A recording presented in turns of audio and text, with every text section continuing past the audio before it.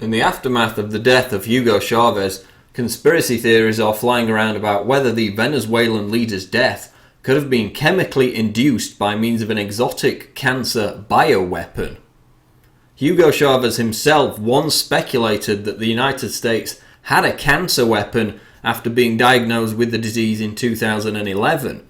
Would it be so strange that they've invented the technology to spread cancer and we won't know about it for 50 years, he stated.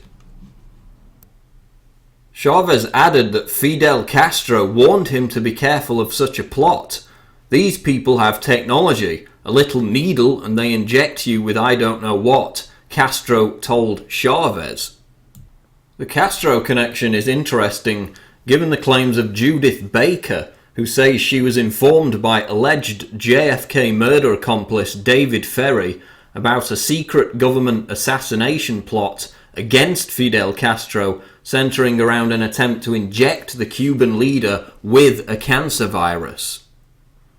We know for a fact that the early polio vaccines were infected with simian virus 40, SV40, originating from minced rhesus monkey kidneys, and that many of the soft tissue cancers over the last 50 years can be attributed to this tainted vaccine.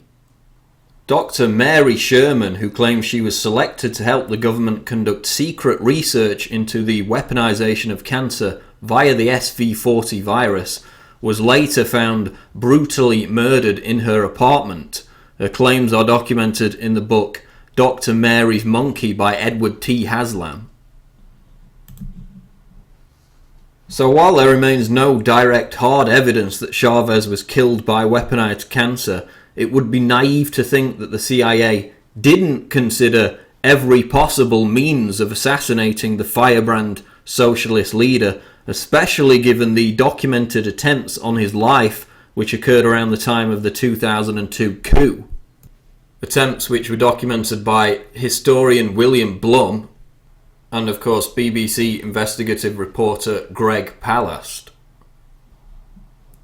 A few hours before Chavez's death was announced, Venezuela's Vice President Nicolas Maduro spoke about an imperialist plot to assassinate Chavez, alleging that Yasser Arafat had also been, quote, inoculated with an illness. And in fact, there is some evidence to suggest, as shown in this New Scientist report, that Arafat was indeed poisoned using a radioactive substance.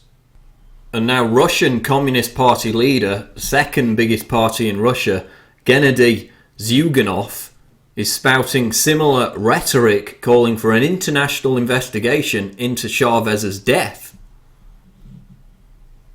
How did it happen that 6 leaders of Latin American countries which had criticised US policies and tried to create an influential alliance in order to be independent and sovereign states fell ill simultaneously with the same disease, Zyuganov told Russian state television, referring to other leaders such as Brazil's current president Dilma Rousseff, Paraguay's Fernando Lugo, and the former Brazilian leader Luiz Inácio Lula da Silva, all of whom developed cancer in recent years.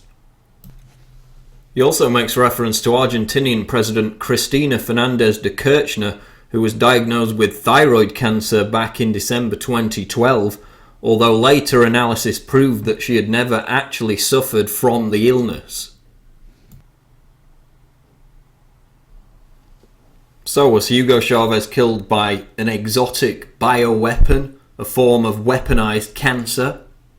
While there's no hard evidence at this time, the poisoning of Alexander Litvinenko, who was almost certainly killed by Russian intelligence agents, reminds us that this is a common tool of covert state-sponsored assassination. This is Paul Joseph Watson reporting for Infowars.com.